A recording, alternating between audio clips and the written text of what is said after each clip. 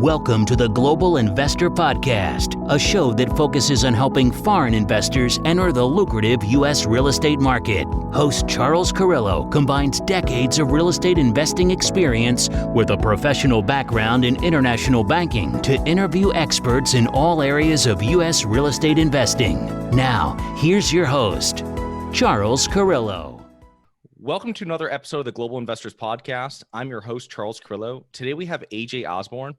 AJ has a very remarkable story. He built a $100 million real estate portfolio. He then became paralyzed from head to toe, and his family lived off his cash flowing assets as he recovered. So thank you so much for being on the show, AJ. Thanks for having me on. I appreciate it. So can you tell us a little bit about your background, both personally and professionally, before you started investing in real estate?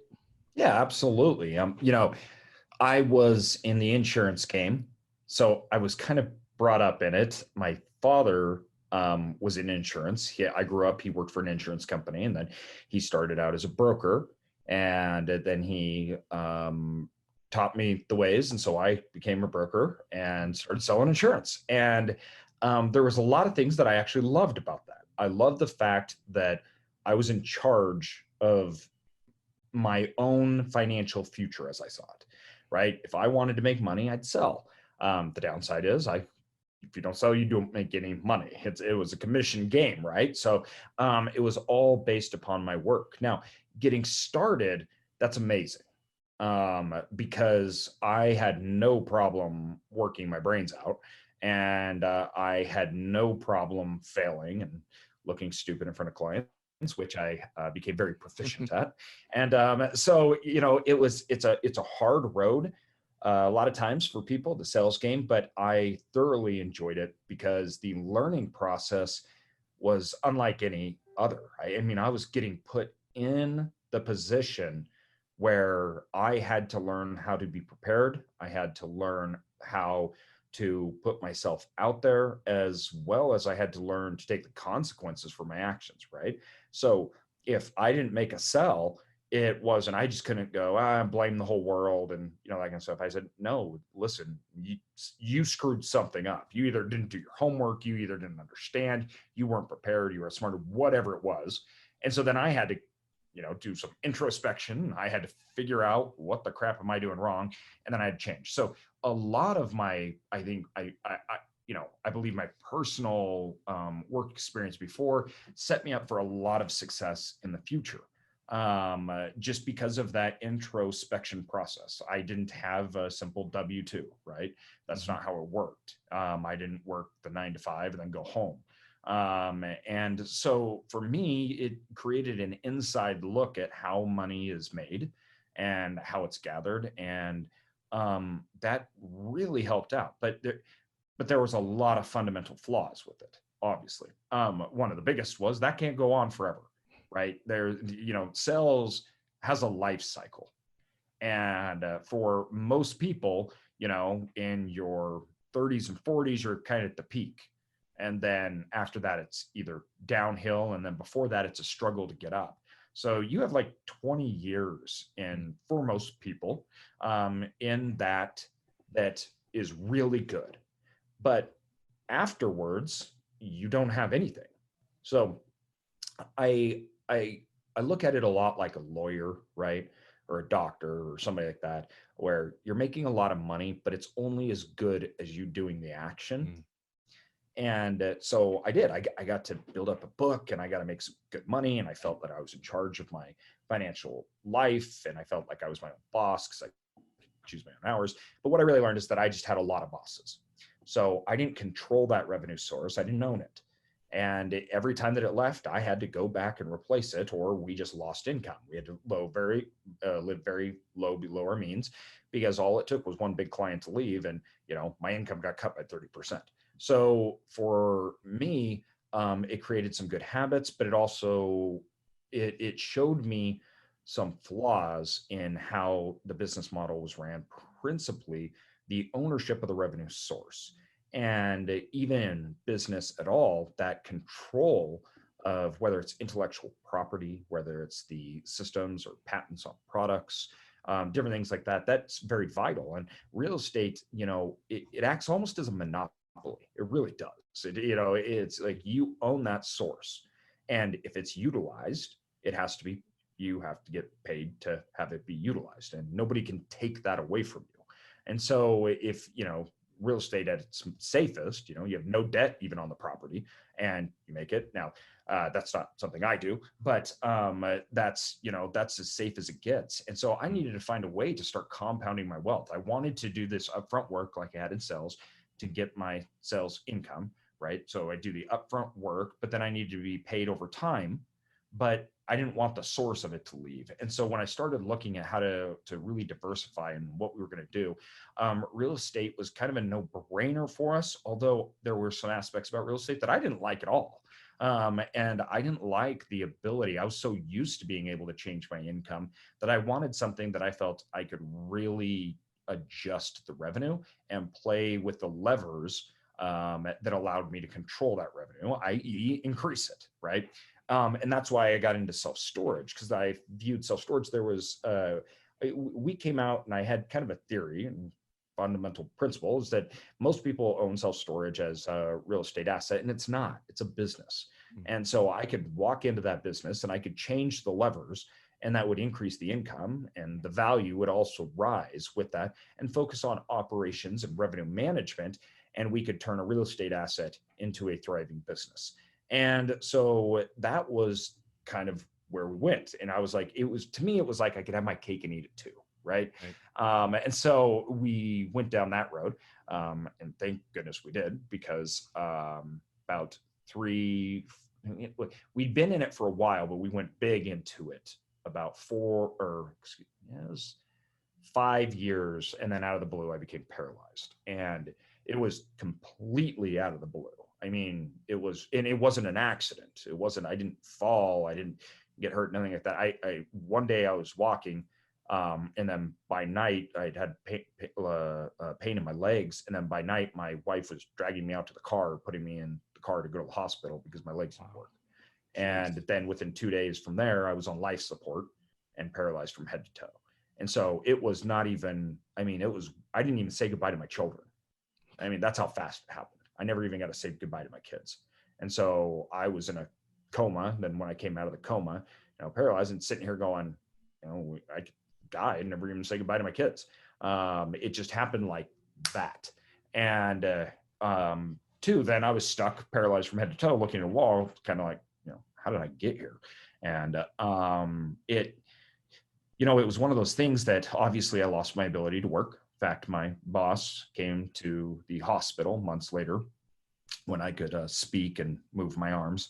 And they obviously informed me I wasn't going to be working, which was obvious. I didn't even know if I was going to leave the hospital anytime soon. And it had already been months. My employer was extremely nice and very, very grateful. They kept me employed for months while I was hooked to tubes, which obviously they didn't need to do. And I wasn't working, and it was already apparent that I wasn't. So I'm not bagging at all on my employer by saying that. In fact, I'm very grateful for them. But it is what it is. And I knew it was coming. And so we lost that source of income, which that was also my sales job. And so we lost, when you have a sales job, and I'd spent years of my life to build up those sales. And it's not like skill set that you learn and somebody will just hire you at a certain wage and you can come back in, right? Like, no, that's knowing that I'd lost my job there meant I was starting from scratch again. And I didn't even know how that would look or anything else like that. Obviously at the time I didn't really care, because I didn't even know if I was ever going to walk. But it was it wasn't like I lost my job, and when I could get better again, I'd simply go out and get a new one and make the same pay. That didn't exist for me. So self-storage for me saved my financial life. And my wife, she didn't have to worry. She didn't have to leave the kids, go get a job. We didn't have to lose the house. We didn't have to, and when I got released out of the rehab facility, I was taken home and put into a bed, and I just, my wife had to take care of me, and I was still paralyzed. And so it gave us a freedom and an ability to not just live our lives, but have a future. And that is, that is a gift that is obviously I'm extremely grateful for, and hence the reason why I'm talking about it. How was your business looking prior to your life-changing event, your emergency that you had? Well, how was it structured? How did you have it set up? Because obviously, I mean, very few people, even in real estate, have their business set up like as a straight system where everything runs flawlessly without them. Obviously, you weren't planning on this happening, so you didn't have that. You weren't working toward that at that point. So how was it set up prior to what happened, and how did it run while you were in this state? Great question. So one of the things that we did when we started out is I'm a ginormous believer on systematizing everything. We need processes, we need procedures. And one of the major reasons is if you don't have a setup that can be transferred, you can't get out of your business. And that's like a death knell. And so I knew I needed, in order for my business to grow, I needed to get out of its way. And I needed to be able to work on the business, not in the business. So I had 2 partners. And when we were starting, unfortunately, my partners were also family. So my father is also my partner. We started the company together. Then my brother-in-law is a partner, and he's CFO. But so when this happened, we were MIA. Like my employees, one day, me and my dad didn't show up, and neither did my brother-in-law for whatever it was, like a week. Then my brother-in-law started showing up, and nobody was talking. Nobody would even tell him what was going on because we didn't know if I was going to die at that point or not. So we didn't know if they were going to pull the plug. So it was one of those things where it was like nobody was talking. And so me and my dad just vanished. We disappeared. And they're like, what's going on? But what we did is we set up the company. So as we went through, it was kind of funny. When we first set it up, I went and hired a friend of mine. So I had a friend that lived next to me, and he worked and ran franchises. So he ran it was like 15 franchises across our state. And so I hired him right when we were starting and buying up facilities and everything. And I said, hey, I want you to come in, and we want a franchise system. And so I go, we want the same look, the same feel. There needs to be reasons for why we're doing everything. There needs to be procedures, how they execute, and we need to have a full-fledged manual. So we literally went in, and for like a week, we took, those sticky notes, you have the little ones, and then they have the ginormous sticky notes. Over a weekend, me and him took all our knowledge and everything we were doing, and we plastered the entire office in these ginormous sticky notes where we'd say, okay, so for rate increases X, and we had all these reasons to do all these things. So so a few of our employees came in and they're like, what the heck? And then we hired someone who was extremely attention to detail. And what we did is we took all of this and we started breaking it down. And we broke it down to everything from, we had our customers' experience. We call it the Rogers experience. I think I read that somewhere. But we had the policies and procedures down to the point of how the customer views it. So we said, okay, we're going to reverse this. How's the customer interact with us? And how does our policies and procedures affect that? So that changed the way our managers looked. That changed the way they interacted with people, our communication to them. We took it from the perspective of a customer, not us. And so we outlined all of this, and we made this huge policy and procedure manual, and then we digitized it. So we created training manuals for people to come in, said, when a customer comes in, here's how we do. Here's how you do lock covers. Here's how you do everything. So, and then from there, we set in 3 positions in our organization as we were growing to analyze it. Now, this was taking the entire profit of the company. Let me make this very clear. We weren't making anything. I was still working a full-time job as we were buying, because what we set up is we set up someone that focused on, let's call it our managers.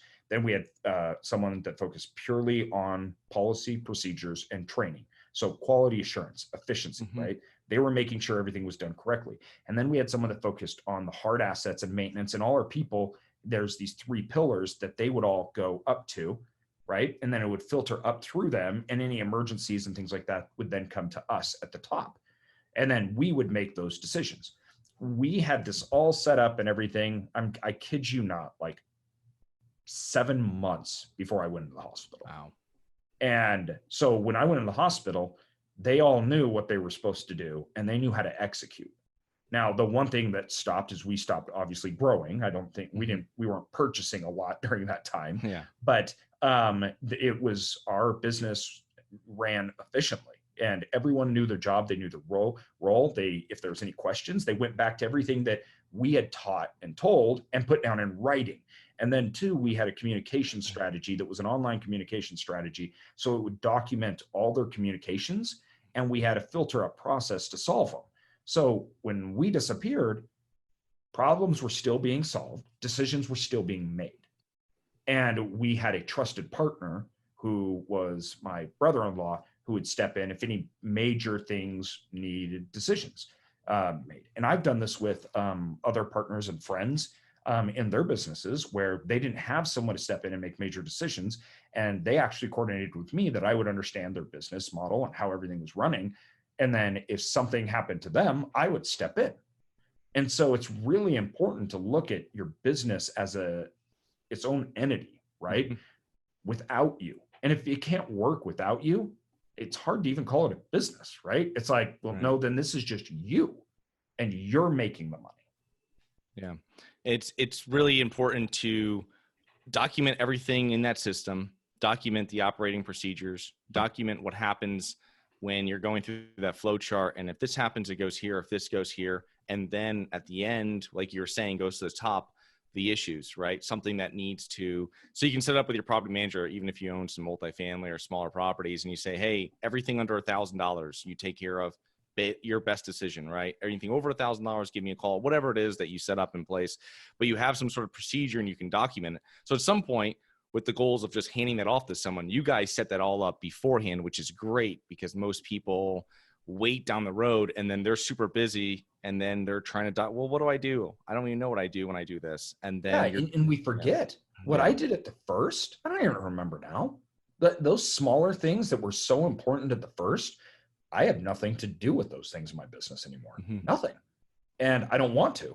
If I had to do those, and people are like, I don't want to get my hands, off my business. I don't want to lose control. And I'm like, it's not about losing control. It's not about getting your hands off your business. It's about you focusing on what needs to be focused on. And I focus this is on high impact decisions. And so for me, I needed to make high impact decisions on my company to protect my employees, my revenue. And I don't care if you're doing the property management, if you're not, if you're investing in duplexes, this doesn't matter. This is, and a lot of people are like, oh, I'm not big like that, so it doesn't matter. Okay, well, when you're big, when you get big, if you didn't focus on it when you were small, now it's too late. It's not too late. It's never too late. But what I mean is now you got this huge mess on your hand. You are probably missing so much. You're making problems, mistakes. You're missing money. You're leaving money on the table and you don't know how to get out of it.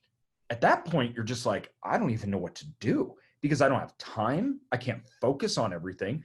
And two, everybody gets in this point where they're like, I don't even have time to train somebody. And I'm like, you shouldn't be. You should have all had that documented. This should be done. Our training process is online with tests. So they go online and they have to take courses before they can get, and then we have an on-site trainer that goes down from there. So documenting everything, I just cannot stress. When you're starting out, okay, let me use an example here. If you're starting out and you're saying, I'm going to get into real estate investing, and you say, I'm going to go and I'm going to house hack. Awesome. When you house hack, you need to look at, first of all, you need to be documenting, how did you find the deal? So when you get the deal and everything, how did you find it? Who did you work with? What was needed? What did the bank need from you? What did you need? How did you underwrite that deal? What made that deal a good deal? What made that deal a bad deal? And this should all be written down, because after that, then the next time you go to do it, you now have a playbook, how to repeat that simple thing, right? But you can adjust it. So then you can look for other deals. You can line it up with what you did last time, which I don't care who you are. You're going to forget this stuff, right? And when it's small, it's really important because we don't think it's important, right? You don't think that stuff's important. But if you're going to repeat an action, you have to not only document it, but you have to understand what's working and what's not and be able to adjust it. And so you do that, then you know how to get another one. Then you know how to get another one. Then when you need to hire somebody, because now you have 5 duplexes and you're going to buy an apartment building, you don't want to run those. Somebody comes in to just manage your duplexes. You say, here's what we're doing. Here's how we're doing it, right? Here's the contracts. Here's what we do. So if you get another tenant in, here's the contract that I want them under. Here's how it needs to work. Here's who's handling landscaping, who's handling painting. Here's our contractors, which you have their names, their dates. everything that's all set up. And so it allows you to grow. Yeah.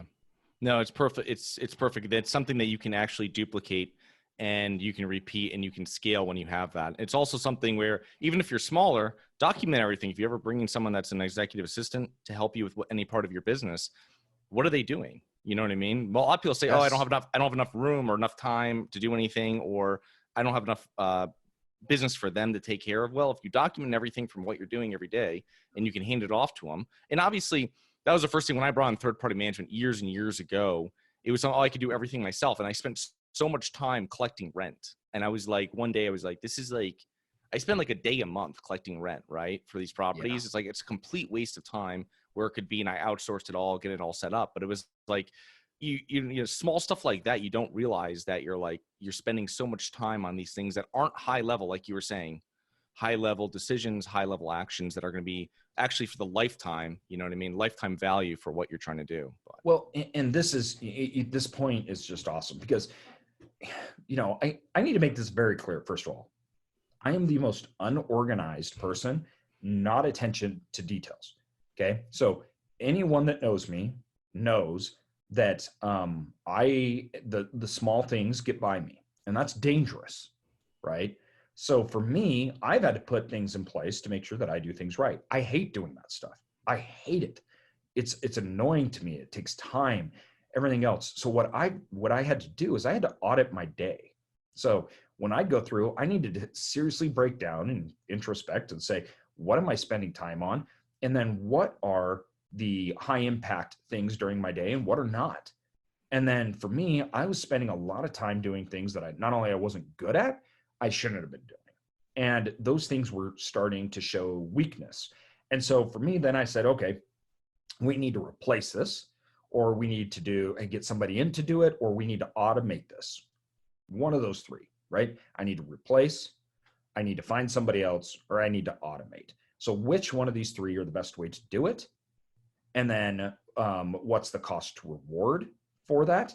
And then when we looked at it, it allowed, because we were documenting things, it allowed us to do that. These can be very small things. But what happens is all these small things during your day, like you talk about collecting rent, different things like that, they add up. Then all of a sudden, you're doing non-essential things for half your time. And you're going, if I could double your time to make better high impact decisions and grow your business, what could you do with that? So auditing your day and figuring out, which is something I have to do all the time. I literally have to audit my day quarterly because all of our day fills up with crap. It does now. Like even just speaking to this, I'm not even kidding. I'm like, I need to go back. I need to audit my day today because I know that I get buried down and I need to get that stuff off, get better people, set systems in place, automate so that I can continue grow. So this isn't one thing you set it up and then it's just done. We do this in our business. We restructure lots of things in our business about every 2-3 years because we grow. And then you need to. We have other problems. We have other things that need to be taken care of. I'm now bogged down. I need to work on the business, not in it. And we have to add in people. We have to grow. So this is a continual process. So what have you changed in your business since your emergency and you're in regards to your business and your team? Have you done anything? Have you taken to another level? Have you changed anything else? Absolutely. Yeah. We, one of the things that I came out and I was like, all right, I have, I got a second chance here and I'm not wasting it. So this stuff that we're talking about right now became extremely important to me because money became less important. Time became very important to me. So for me to get rid of some of my income, because I need to hire somebody that can do it better and free me up to grow my business, the opportunity cost is what I really started to focus on and care about. So when I looked at it, I said, there are things that I could be doing and it could make me more money, right? So let's say I could be doing this and if I had to replace that, it'd take $30,000 out of my income, right? But if I went out and I hired somebody and did that, I could potentially get another facility that could make us $100,000 more. So the opportunity cost is what I focus on, and understanding that if I'm working, it needs to be on progress. And so I really focus on that. How are we going to progress? Where are we going to do it? And then I fill in And then two, I focus on doing things that are not only just high impact, but are things that I want to do. So I'm not, I'm always deal hungry because I'm a real estate investor. We're always deal hungry, but I don't do things that are even close. So I'm very rigid on my criteria, on the people that I work with, and quality has become extremely important to me. So quality in our projects are more important. Quality in everything's more important because I understand if it's not, it's going to take up time, and it too will slow our progress down. So a lot of people think that they're progressing, but they're confusing action with progress. Those two things are not the same. And so I've really, really tried to focus on what's taking us to the next level. And that's more important than money. That's more important than anything else. And that's the best use of my time. So I got very short of patience when I came out. And I think that was due to a lot of things, including things like we call ICU delirium and different things like that happens in the ICU. And it actually had helped me a lot because I'm like, I shouldn't be doing this.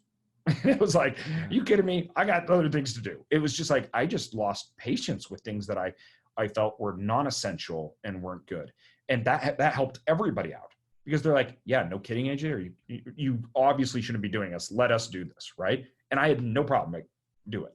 So that focus and the things that we're talking about, that was the big changer. Much more long-term focused, not short-term. I buy diversify, I buy business. We understand our own weaknesses. We understand that we need to do home runs. We need to, there was a lot of clarity, which is strange, but I didn't go back and get my job. I didn't do that. I said, no, instead I'm going to control my lines of revenue. I started another company. I bought 2 more and we expanded our real estate business and have been buying more projects. We also set up a Cedar Creek Wealth, which is a syndication. So we decided we're going to pair our money with other people's money, which we'd never done. We built all of this off our own. So we were just doing a value add strategy, redeploying capital and growing, which we said our capital can go farther, aligning us with other people. So we started that. And then I wrote and launched my book 2 weeks ago, which is a bestseller as of this week. Ooh, nice. I didn't know there was that many nerds that cared about self-storage. I was very surprised about that. But, and I launched that because I made a promise to myself in the hospital. I was literally sitting there. So when I went into the hospital, it was sunny, right? I was out planting trees and everything else. When I got into the rehab facility, I'm out looking at the windows, the snow's coming down, and I was like, this is really important. And so I made decisions to focus on being very transparent, open. Mm-hmm. And I said, if I get out of this and can work again or anything, I'm going to share this information and give it back. So I started up my podcast, Self-Storage Income, and I focused a lot more on giving to others and doing it in a way that is not like, you get in and, there's $100,000, upsell. So, it's just like, I literally am like, here's everything we do. And the book is literally a playbook. Like, here's everything we do. Here's how we look at it. Here's our facilities. Here's our case studies. So becoming more transparent and open and focus on giving to others. And that's benefited substantially to the way we do business. Yeah. And that's definitely something that's missing in the whole, especially with so many real estate gurus or coaches out there. And you kind of want to learn what this person's strategy is. And it's like going down a rabbit hole where it's like, hey, Get in this email, webinar, upsell that. And you're like, I just sell me the book, sell me the course. You know what I mean? I don't have time to go through the whole thing, but it's kind of, so I think people really appreciate following people that are that transparent and open with what they're doing, what their goals are. And if they align with that person, maybe they can work together. So, well, and that's what it is. Because for me, like people say, I'm not a guru. I don't make money off being a guru. I don't do, things like that. For me, I took sponsors on my podcast to try to help cover the cost. I was spending $4,000 a month producing content. And so my wife was a little frustrated with that. But for me, I'm like, I make money off of buying storage facilities. That's where I make money. And when I came out of the hospital, I didn't want to lose focus, right? I wanted to keep very focused. So when I started this up, I even started an inner circle, which we had people part of. In the inner circle, We already got a $6 million deal that me and the other person are closing together. And that was in the first 2 months of starting my inner circle. And so for me, that's the payoff. He gets to be a part of this deal now. He gets to learn from us and we get a deal. And so that's really the focus, right? The focus is on acquiring assets and building more. And people see that, they understand that, and it comes back to me. So the more open I can be on the strategy it's literally like telling people, this is what I like. This is what I do. Hey, if you find something, let me know. I'm happy to team up. Right. I'm happy to do deals, everything like that. And so it's funny how a lot of those things change and how my view changed when you get out of the hospital, from where it was more like, no, we don't want other people to know about this. We got this great strategy. And for some reason, feeling like other people may know, that may hurt us or something like that. And that all went away. It was like, I don't even care about that stuff anymore. I don't got time to, I don't, it was like, here's what we do. Let's do more deals and let's progress. Yeah, I love you think out of the norm. And I kind of want to pick your brain a little bit on something that we spoke about previously, was on your thoughts on being wealthy versus rich. And yes. I mean, one thing I want to bring back with you're saying your time and money and like this, there's a book called 80-20 Marketing, and he has a graph in there, and it says $10 an hour, $100 an hour, and $1,000 an hour activities. And it's a great thing for anybody that's listening that wants to pick that up, because you can make the same thing for yourself, and you can figure out what you can offload that off your plate that is just can be done better and less expensive by someone else, and free you up for those $1,000 plus an hour activities. But so wealthy being versus being rich, how do you explain that? This is a concept that I really gained a few years back, where I was rich because I made a lot of money from my sales job, right? I could only live on a fraction of it because we were always worried that maybe, we wouldn't be making, but I was. And I paid a lot of taxes and I worked my freaking brains out. And when I started looking at the system, and I went and started focusing a lot on like macroeconomics and how the tax system works, and understanding a lot more about the machine and the game that we're all playing. And what I found was that although I was rich, I was not wealthy. And the differentiator between the two is control and time. So I didn't have control of my revenue, and I didn't have the freedom. If I wanted to go take 2 months off, or 5-6 months, I couldn't do that. That didn't exist. My business would go away and I would go from rich to broke in a heartbeat. Mm-hmm. And so for me, even like I mentioned before, when I came out of the hospital, effectively my career was over, done. I could do it again, but I'd start from scratch. There was no going back to my income. And so you're talking about me at a point making very good money to all of a sudden, I don't even know what job I'm going to do. That's rich. Wealthy is that I have cash flowing assets that when I'm in the hospital and I come out, they're worth more, making more money, and I didn't even do anything.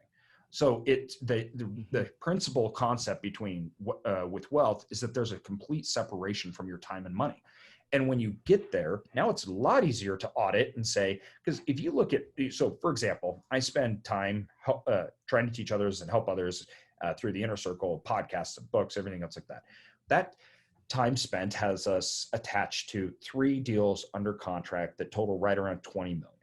And so those 3 deals at 20 million compared to me doing activities that are very low impact, right? And making, whatever it is, you talked about the money, per time, like that's crazy, because when you take those, 3-4 deals and take it over 50 years, let me give you an example on my Kansas City deal. The Kansas City deal that I'm doing right now, we're closing in the next month. And this deal is a $6 million deal. It has massive upside potential. So we're going to buy it, we're going to turn it around, and we're going to refinance in 3 years. And we have something called money on the table. So I look for the spread of what it's doing today and what the marketplace is doing. And that gives me the money on the table that can be taken off. That is around 30% increase in income. We can refinance non-recourse in year 3, take all our money out, still be making cash flow. So that we would take out right around $2 million. So for me, that one deal equals 2 million plus cash flow. And if I'm not able to do those deals, that's an opportunity cost, and that deal will pay me forever, right? That's wealth. So my time is not connected to that at all, right? I will go, we'll do it. And yes, work needs to be done and I will spend time on it. But after it's completed and after it's purchased, we have the systems in place, everything to run it, everything to turn it around. And I'm off just finding other deals. If I don't want to grow though, I don't have to. That's up to me, right? That's wealth. Being rich is I have to run. And if I don't, I die. Yeah. No, it's years back. I was talking to a real estate investor and I was going to meet him. We were going to talk about some different properties he wanted to sell. And he goes, oh, and it was like June or something. He's like, I'm taking off the rest of summer. Let's like meet up in like September. And I've never had anybody really say that to me. So it was something where you're like, wow, this is exactly what I want to be doing. I don't know how I'm going to do this, but whatever this guy's got going on with the system in place where this guy can take off a whole summer and then come back and doesn't have to worry about anything. I mean, what a great strategy to, building real true wealth that you can actually pass on. Being rich, you can't really pass on to your heirs and stuff like that. It's just not going to be, there's nothing. Yeah. There's no wealth is multi-generational. It's affected by really wealth is you're betting on the economy. You're betting on the United States. As long as that keeps going, you're good, right? Rich is you're betting on yourself. And that is a horrible bet. Now, let me explain what I mean by horrible bet. It's obviously the best bet at the first, but it's a horrible bet in the fact that you are going to die 100%. There is no more sure bet than that. At one point, your bet goes to zero. And I don't know when that is. For me, it was a few years back. I stopped being able to work. My bet went to zero. So if you're betting on yourself, you are betting on 100% guaranteed zero. Now, you're trying to get whatever you can in the short term. Wealth is not like that. Wealth, I'm betting on generations. I don't know, maybe my grandkids will be in this business and they'll own the assets. I don't know, they could be, right? We can transfer it. In fact, we can transfer it tax-free. Like once you transfer it over, right? The depreciation gets wiped to zero, and they start all over again. So this is owning and this is not participating in the economy. It's owning the economy, and that is very different. Yeah, no, it's definitely true. If you focus on any reviewed any like old money wealthy families, and you can just see that they've had it for hundreds of years, and how they've made money, how they transfer it, and in the assets they're investing in. And it's always commercial real estate as part of that investment scheme at some point. Of course, with other ways of probably how they made it that they're focusing on. But the main thing, there's always commercial real estate involved in that. And it's always going to be something it's not going to be going away. So the richest people in the world made the vast majority of their money off investments. So Bill Gates, it's something like 23% of his entire wealth came from Microsoft. Everything else came from his investments. That kind of blows your mind when you think about it. Because Microsoft is so big and so much has happened. But the vast majority of Bill Gates' wealth came from investments. Yeah.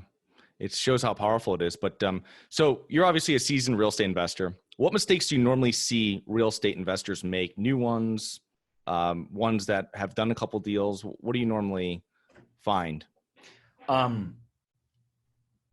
There's two things. First of all, thinking way too small. It just, honestly, it's like you need to double whatever you're thinking, because we always underestimate the amount of effort and time that it takes in. So we think that lots of people think that investing means, you just buy something and then you're rich. That's not how it works. Investing doesn't mean you just buy an asset and you become rich. That's not how it works at all. Investing means you build a process that can be repeated. Keep it simple, but you need to be able to repeat the process. So first thing, think bigger. And second, focus on a repeatable process. So this is how compounding works. I know that I can invest in something, it'll produce a certain return. I can take that return and I can reinvest it. Now that we know that, now you can focus on how to increase return and increase the speed in which you buy more. Then you can focus on how long it'll take you to your goal, and you can keep changing changing on how you get the return and how fast you can reinvest it so you can compound that out quicker. But most people think that it's buying and you're done. Like, oh, if I buy, and that's why you hear people say things like, well, if I had $1 billion, I could buy a skyscraper too. And you're like, well, they didn't just get $1 billion. That's not how it works, right? It's like, that doesn't even make any sense. They have a process that they could repeat and scale to get to that point. That's where the value is. The value is in the process. And so you need to think a lot bigger. You need to focus on processes, procedures, and how you can repeat an action. If you are super good at buying, renovating single family homes and then renting them out and getting a 20+% return, and then you can systematize that and start doing deals and focus on how can I do 5 deals a month, right? Or if you're really good at finding people to invest with, and you can say, I know how to look at operators. I can see what they do. I know how to vet them. I know how to do that so I can place capital with them. Whatever it is, you need to be able to, once again, you need to be able to repeat it. That is so fundamental and important. And I think lots of investors, they think short-term. They're thinking small things. They're way more worried about how the money that they save on an installation of a HVAC on a home than they are at all about creating deal flow, making the right connections, and repeating the process. And they're so focused on on low impact decisions. They're never making or looking at high impact decisions, and they stall out. They don't grow, and they don't understand why, although they're doing great things and they're investing, why they're never at a point where they wanted to be. And they said, this took a ton of money and a ton of time, and I'm 10 years down the road and I'm still not where I wanted to be. And that's because you focused in the process, you focused on the wrong things. Yeah. It's also another thing too, is if you spend time with wealthy people before, see, wealthy people spend a lot of time and will pay for it generously on convenience. So whatever makes their life easier, they'll pay for. They'll make it so that the process, like you said, worrying about the system, the network, the process, everything has to run. And once it runs, then now you have something, and now you can duplicate it to unlimited number of times if it's. And that's what other people don't have. So us setting up our process was not that it was a nightmare, but it was hard. I had to learn all this stuff. I had to set it up, and it cost money that took away money from me. But once we have it, now you have what people and rich people don't have. They have no process to repeat. They have no process to underwrite. They have no process to value. They have no process to manage.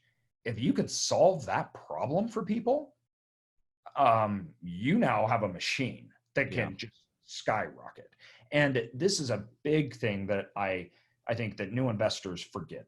They focus so much on image. They focus so much on things that are non-essential, and they are not putting in the work to make themselves valuable. And they're surprised when other people don't see value in them. And that is something, I can't stress enough. I wasn't talking about self-storage until after we'd accumulated 100 million in assets. So I wasn't on podcasts. I wasn't doing that kind of stuff because I didn't even felt that I could. I didn't feel that I had enough value and everything to talk about it. So you need to be so obsessed with being the best so that other people see you as the best, that it naturally comes to you. And I love this analogy. I get it real quick. Do you mind if I give a quick analogy? Yeah, sure. All right. So there's an analogy that I love, and it's probably because I'm from Idaho, but it's about the bear and the fisherman. So, all right. So I'm a fly fisherman, right? And you got the fisherman who's standing on the side of the bank, who's waiting for fish to come by, and he's hoping that they're going to bite his fly. They're hoping that they're going to catch it, right? But then you have a grizzly bear that just walks into the middle of the river, plops down, and the fish jump into his freaking mouth. And so that's why a grizzly bear is 1,000 pounds, right? And so when you look at this, my analogy with it is be the grizzly bear. Go out. So you need to get in front of opportunity. You need to get in front of people. You need to get in front of the pathway. Don't be sitting there spending all your time trying to catch an opportunity. Create it and get yourself in the middle of it. And we do that through creating value. So the more value you bring to others and the more you're an expert, the more you're getting in the middle of the river and people just start coming to you and opportunities start coming to you. And then you hear people say, well, some people get all the breaks and, well, geez, this guy's got unlimited opportunity. I don't have any. Well, that's because they position themselves in a place to do it. And so that needs to be your focus, improving yourself so the fish come to you. Yeah. It's also that the value that you create, that's what you're compensated for. So the more 100%. value that you can provide, whether to people, to the deal, to your partners, that's what you're going to be compensated for. So you have to go in with that mindset. How much value can I add to these people I'm working with? And the more I add there, the more I'm going to be compensated, whether on this deal, future deals, whatever it might be. So, and that's the hard part. People don't like to hear that. People don't like to hear, change yourself, work on yourself, make yourself better. Because they expect that they should just know the right person or they should, all that kind of stuff. And that's not how it works. You need to make sure, like I said, try to be the best. Focus on it. Wake up in the morning and say, what do I need to do to be the best multifamily investor? What do I need to do to be the best flipper? What do I need to do to be the best single home investor? And by doing action, other people will take notice and opportunities will arise as your skill set rises. So don't focus on trying necessarily to create the opportunities as much as you try to create your own skill set. Everything else will come. Awesome. Yeah, for sure. How can our listeners learn more about you and your business, AJ? Yeah, go to Self-Storage Income. We got my book there, Investor's Guide to Creating Wealth, Growing Wealth Through Self-Storage. And you can email me from that site. And you can go to Instagram, AJ Osborne. Follow me there. I post things. We just did redo solar roof project. I'm posting, I'm showing things that we're doing. And you can literally just DM me from there. So Instagram or my website, Self-Storage Income, either one, it's great. And my book's on Amazon, AJ Osborne on Amazon. You'll find it there. So any of those ways, easy enough. I'm easy to find. Awesome. I'll put all the links into the notes. And thank you so much for being on the show today. Thanks for having me. I appreciate it. Hi guys, it's Charles from the Global Investors Podcast. I hope you enjoyed the show. If you're interested in getting involved with real estate but you don't know where to begin, set up a free 30-minute strategy call with me at schedulecharles.com. That's schedulecharles.com. Thank you.